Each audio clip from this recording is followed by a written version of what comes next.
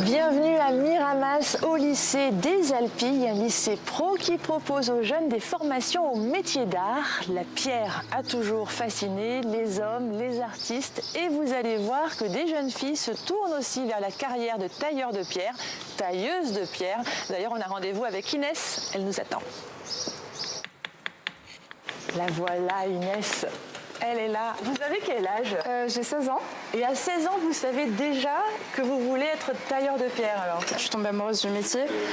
Quand on me parlait de tailleuse de pierre en troisième, je me suis dit bon, on va faire des cubes de cailloux, ça va pas être très intéressant.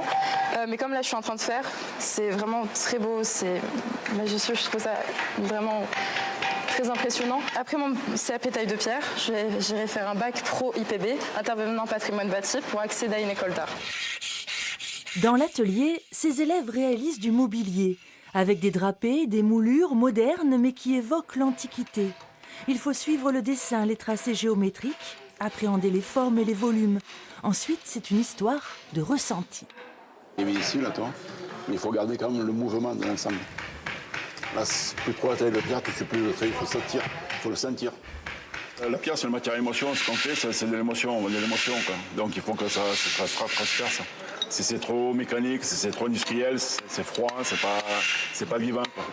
Regardez la carrière qu'on extrait un bloc. On est sur un bloc, mais il y a quand même 25, 35 millions d'années. On est petit à côté, il y a un petit respect.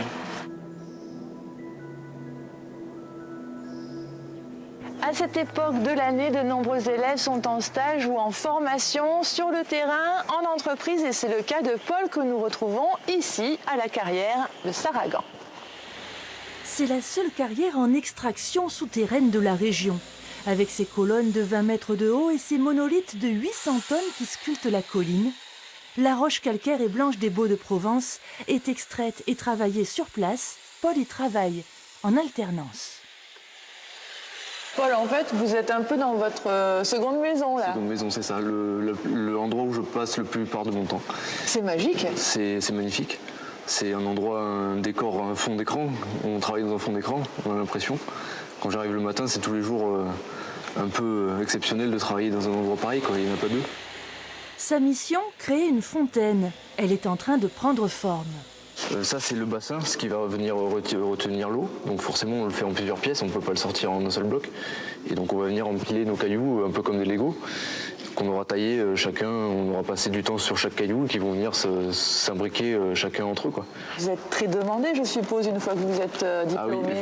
Oui, ça c'est forcément quelque chose de recherché. Il n'y en a pas beaucoup.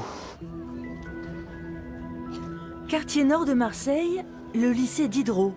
2000 élèves et parmi eux des menuisiers, ébénistes et marketeurs. Ces lycéens n'ont pas une seconde à perdre, il faut achever le chef-d'œuvre qu'ils vont présenter à Rome, un cabinet de curiosités. Ce type de mobilier apparaît à la Renaissance pour exposer des objets venus d'horizons lointains. On a essayé de faire renaître un peu le concept, de le remettre au goût du jour, et d'y intégrer des fonctions qui rendent le meuble aussi lui-même curieux. C'est-à-dire que les objets le sont et le meuble l'est aussi.